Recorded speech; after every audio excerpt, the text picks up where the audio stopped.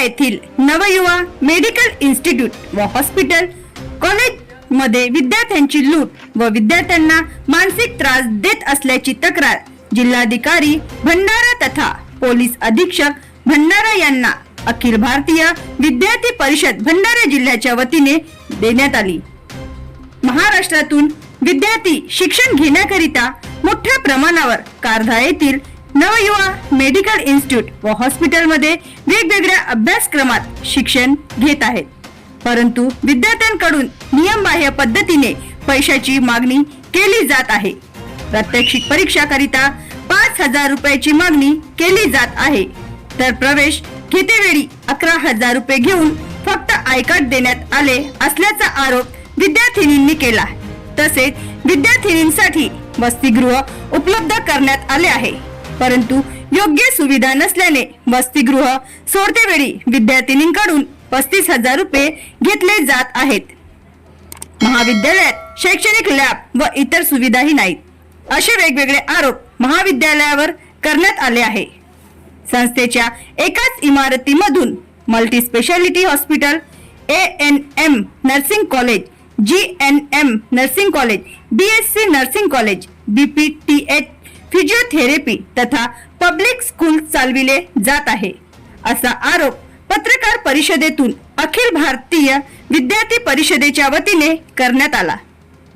या पत्रकार परिषदेला अखिल भारतीय विद्यार्थी परिषदेचे जिल्हा संघटन मंत्री राहुल खरात, नगर मंत्री नचिकेत बांडेभुचे तथा महाविद्यालयाचे विद्यार्थिनी मोठ्या संख्येने उपस्थित होते। Navyuva medical institute and multi speciality hospital असं चालतं। त्या ठिकाणी एकाच इमारतीमध्ये 5 प्रकारचे कोर्सेस चालतात। ANM nursing, GNM nursing, BSc nursing, BPTH चं फिजिओथेरपी कॉलेज चालतं आणि तिथे एक कॉन्व्हेंट स्कूल चालते, विराज कॉन्व्हेंट स्कूल। अशा पद्धतीने तिथे एकाच बिल्डिंग मध्ये हे सर्व कागदोपत्री चालतं आणि ज्या ठिकाणी BPTH चे जे विद्यार्थी महाराष्ट्रातल्या इतर अनेक जिल्ह्यातून शिकायला आलेले आहेत, अशा अनेक विद्यार्थ्यांना तिथे एकाच बॅचच्या विद्यार्थ्यांना अनेक कोर्सेससाठी वेगवेगळ्या चौकशी समित्या आल्याच्या वेळी विद्यार्थ्यांना वापरलं जातं। विद्यार्थ्यांवर दबाव तंत्राचा वापर करून त्यांना त्यांच्याकडून त्या कोर्सची माहिती रटवून घेतली जाते व त्यांना आलेल्या चौकशी समित्यांना सांगितलं जाते। हा सर्वात मोठा या संस्थेने केलेला विद्यार्थ्यांसोबतचा एक मोठा धोका व भ्रष्टाचार आहे। एवढंच नव्हे तर विद्यार्थ्यांकडून परीक्षा शुल्काच्या नावाखाली अनेक पैशाची लूट होत आहे, ज्यामध्ये प्रात्यक्षिकाचे कुठेही विद्यापीठाने गाईडलाईन्स न देता सुद्धा विद्यार्थ्यांकडून विद्यापीठाची गाईडलाईन्स आली असं सांगून विद्यार्थ्यांना मनभ्रमित करून विद्यार्थ्यांकडून 5,000 रुपयाची मागणी केली जात आहे, ज्यामुळे हे विद्यार्थी आज इथे सर्व परीक्षेसाठी वंचित आहेत। आणि विद्यार्थ्यांचं BPTHचं हे प्रथम वर्ष द्वितीय वर्ष असून सुद्धा हे विद्यार्थी परीक्षेला बसवून न देण्याचं षडयंत्र या महाविद्यालयाकडून सुरू आहे। जर पैसे दिले तर विद्यार्थ्यांना हे बसवू देतील, असं तिथं शिक्षणाचं बाजारीकरण होतं।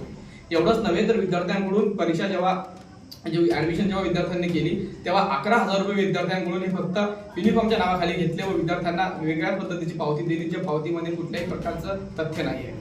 व विद्यार्थी जे हॉस्टेलमध्ये शिकतात अशा विद्यार्थ्यांकडून तिथे हॉस्टेलमध्ये ऍडमिशन करायच्या वेळेस 3,000 रुपये महिन्याचे घेऊ असं सांगितलं गेलं व नंतर ऍडमिशन घेतल्यानंतर ते विद्यार्थी त्या हॉस्टेलमध्ये कुठल्याच प्रकारे सुविधा नसल्यामुळे बाहेर पडायचा प्रयत्न केला तर त्या विद्यार्थ्यांकडे 35,000ची मागणी केली व 4,000 रुपये त्या विद्यार्थ्यांना पर मंथ त्यांच्याकडून घेण्यात आले।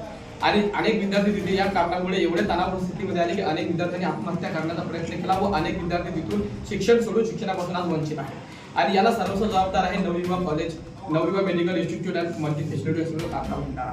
एवढंच नव्हे तर हे सर्व विद्यार्थी या ठिकाणी एकत्रित आले आहेत। तर विद्यार्थ्यांचा असा आरोप आहे की या ठिकाणी जे आमच्याकडून पैसा घेतला त्या ठिकाणी आमच्याकडून हे सर्व पद्धतीने रटवून घेतलं, एकाच बिल्डिंगमध्ये एवढे कोर्सेस चालले, डमी मल्टी स्पेशालिटी हॉस्पिटल चाललं, याची शासन स्तरावरून भ्रष्टाचाराची चौकशी झाली पाहिजे। या चौकशीमध्ये अखिल भारतीय विद्यार्थी परिषदेचे 2 प्रतिनिधी असले पाहिजे आणि ही पारदर्शकता चौकशी झाली पाहिजे। यासाठी आम्ही मान्य जिल्हाधिकारी, पोलीस अधीक्षक, भंडारा जिल्हा शल्य चिकित्सक अधिकारी यांच्याकडे निवेदनाद्वारे मागणी केली, ज्यामध्ये सर्व विद्यार्थ्यांनी आमच्याकडे जेव्हा तक्रार केली तर विद्यार्थी तिथे निवेदन देण्याकरिता आले होते।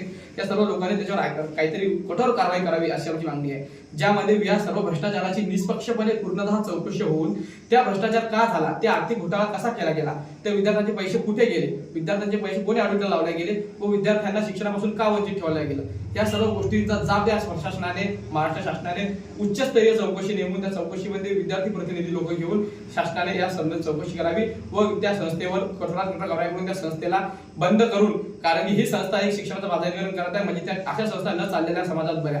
एवढंच नव्हे तर त्या मल्टी स्पेशालिटी हॉस्पिटलमध्ये विद्यार्थ्यांनाच तिथे जेव्हा इन्स्पेक्शन होतं, चौकशा येतात, समित्या येतात, तपासणी समिती येतात, तेव्हा विद्यार्थ्यांना पेशंट बनवलं जातं व विद्यार्थ्यांकडून सगळ्या गोष्टी तिथे वदवून घेतल्या जातात. केला होता. मी फर्स्ट टाइम जेव्हा एक्झाम दिली होती तेव्हा मला एटीकेटी लागली होती. त्याच्यानंतर जे एटीकेटी किंवा फेलवाले रिपीटर स्टुडंट आहेत त्यांच्याकडून 5,000 घेण्यात आले आहे आणि आम्ही ते 5,000 म्हणजे विदाऊट GR कसं देऊ हे पहिले विचार केलं होतं की कोणत्या ह्याच्यावर तुम्ही आम्हाला 5,000 मागत आहे. तर त्यांनी बोलले होते जे नियम आहे, जे नोटीस आहे ते तुम्हाला करावं लागेल, तेव्हाच आम्ही तुम्हाला फॉर्म देईल आणि हॉल तिकीट देईल. तर आम्ही हे सगळे स्टुडंट एक स्टुडंटने दिले, तर आम्हाला सगळ्यांनाच द्यावं लागलं. आणि याच्यानंतर यावर्षी पण तसंच बोलत आहे की 5,000 दिल्याशिवाय तुम्ही एक्झाम फॉर्म नाही देऊ शकत आणि हॉल तिकीट आम्ही तुम्हाला देऊ नाही शकत. शेवटची तारीख किती सांगितली होती?